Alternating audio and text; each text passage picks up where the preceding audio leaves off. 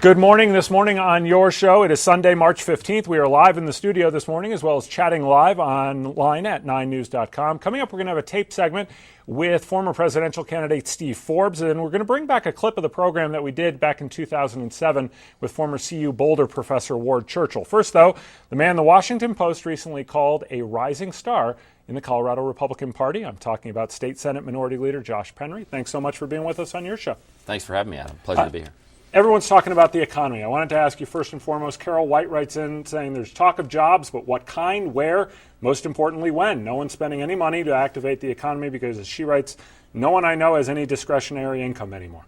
Well, that really goes to the heart of it. You know, when this session started, one of the first principles that I urged my colleagues to consider was to do no harm. I mean, I think we in government have to take a realistic approach to how much we can affect in the economy. You look at Washington, they passed $1 trillion spending package that's had minimal impact on the economy thus far and may have minimal impact going into the year.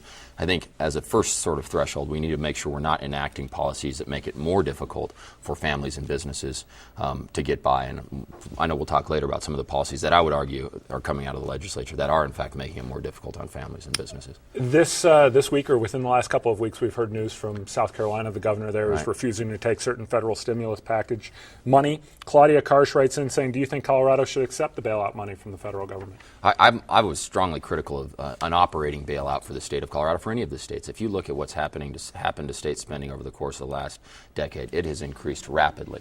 And I think it's irresponsible for us to go back hat in hand to Washington, D.C. and ask them to bail us out for our excessive spending habits over the last few years. So, you know, some of the money, like the infrastructure money, I think it's reasonable. It's a responsible thing to do, to invest to get some things going. But that's a relatively small amount.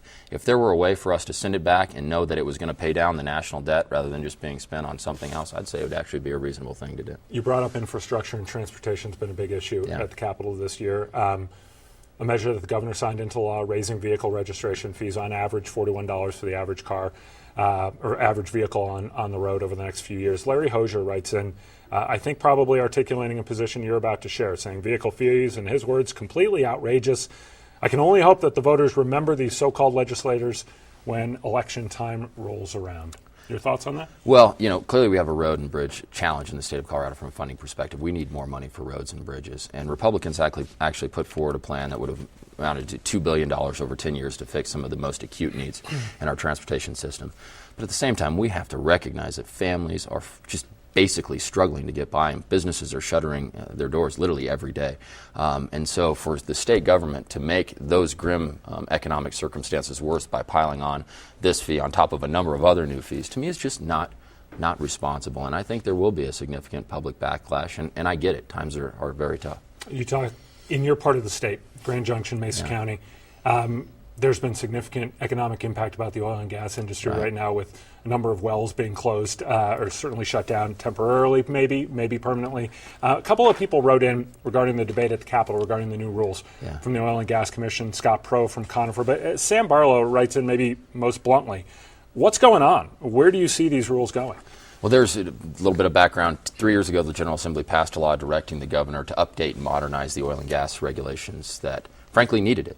Unfortunately, the governor appointed a number of anti-drilling activists to the Oil and Gas Commission, and they promulgated a series of rules that just go way too far. They're too restrictive. The Wall Street Journal said they're by far the most restrictive in the country. Those rules are now in front of the General Assembly. We're not proposing to throw all the rules out, but there are about 5 or 6 really overreaching rules that will kill jobs and reduce energy production at the time we need more of both. And we're going to try and fix those when it comes to the Senate actually this very week. The debate in the House this past week had a number of Republicans voting for this, in addition to voting against it. I think it was passed 50-13. Well, this is part of a broader bill that deals with all of the regulations that you have to annually reauthorize. The votes to actually fix the rules broke down on a largely party line vote, with a few Democrats from rural areas that are impacted by the energy sector actually joining Republicans. So ultimately, this is one of those things where I think the public just sort of sits back and sighs that we can't figure out a way to tool these regulations in a way that's not going to kill jobs during such tough economic times. And hopefully we'll have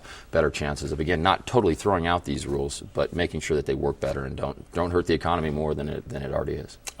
As often happens at the Capitol, there are some pretty significant weighty issues. You're talking about oil and gas, you're talking about energy, you're talking about jobs, and yet comments are made sometimes at the microphone by colleagues. couple of your Republican colleagues in the Senate. Right. Both have said that their statements were either taken out of context or gone a little too far, but Senator Renfro from up in the Greeley area talking about being gay and how it relates to the Bible. Senator Schulteis stating that from Colorado Springs, pregnant women with AIDS should be allowed to pass the illness onto their infants. Tough question coming. Bill Menezes from Colorado Media Matters, which monitors conservative misinformation in the press, says you defended their right to free speech, given the attention those remarks received from the public, not just the media. Please explain what you believe to be the current perception of the Colorado Republican Party. Well, let me speak specifically to the comments, because I actually talked to one of your colleagues here at 9 News on the day that Senator Schulteis first made those comments.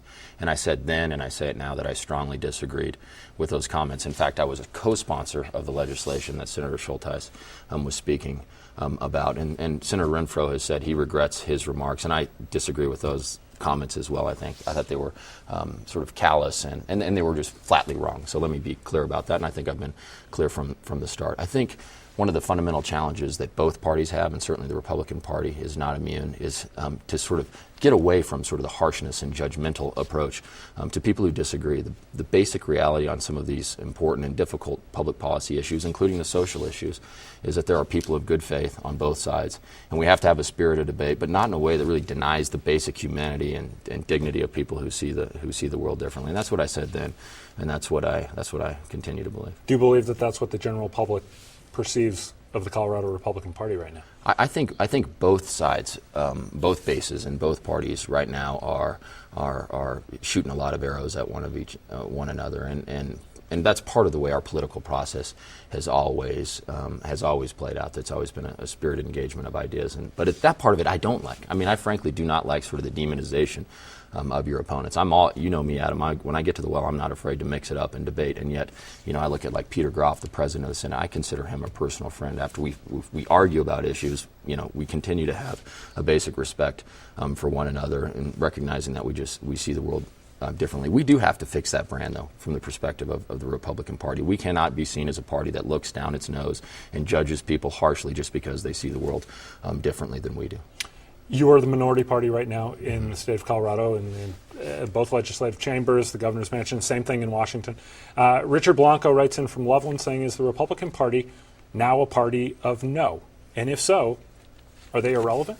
Well, we clearly are in the minority party status, and frankly, that's because we've earned it. If you go back over the last decade in Washington, in particular, we've lost the mantle of fiscal discipline, which is sort of the cornerstone of our party. If the Republicans don't advocate for balanced budgets, who will? And so I think that is sort of we lost our way, and it's got us to where we are. Going forward, I think we have to be careful not to become what your caller suggests. And so whenever, and as you track the debates down at the legislature, you will hear me say no. But whenever I say no, I think it's incumbent on us to put forward an alternative plan. The transportation proposal is a classic example. The governor wants a massive tax, car fee imposed on motorists at a time they can least afford it. We said no, but we also gave an alternative path because bridges need to get fixed. If we're going to say no, the onus is us to provide an alternative plan. And we're doing our best to do that every day down at the Capitol. Let's talk about another big issue, that being education. Ben writes in from Walsenburg saying many of us in rural Colorado have been following your work on education reform over the last couple of years. He wants to know, how is this issue progressing at the Capitol, and what are your thoughts on the future of education in Colorado? Well, yeah, and it's a good question, one I'm glad that you asked. There's a lot of issues on which we disagree, and the governor and I in particular, but this education reform issue on an increasing basis has become an area where there's great bipartisan agreement, and I've partnered with the governor to enact really sweeping education reform. It's clear we have to raise the bar. If you look at what's happening in China and India, if you look at what's happening in our neighboring states, the status quo in our education system isn't acceptable. There is a total overhaul underway and taking place under the lead of our Commissioner of Education and with the support of the governor and myself. And like I said, we have to raise the bar. It's one of the imperatives that faces our state and our country. Shifting you to healthcare, we always get a number of healthcare-related questions. Bobby Manning, Paul Everett writes in from Superior. How can Colorado prevent insurance premiums from skyrocketing? His went up over 24%, with only 3% attributed to age. to the point where he writes no one's going to be able to hold health insurance and the employers are simply going to stop offering it. Yeah, it is. It's a death spiral. I mean, if you look at the continuing upward and upward trends, the cost shifts and all of that entails, it's a system that's fundamentally broke. And so what we have to work is cost containment, minimizing frivolous lawsuits, making sure that there's choice and competition in the marketplace, making sure that there is fundamentally a safety net for individuals who can't afford health insurance.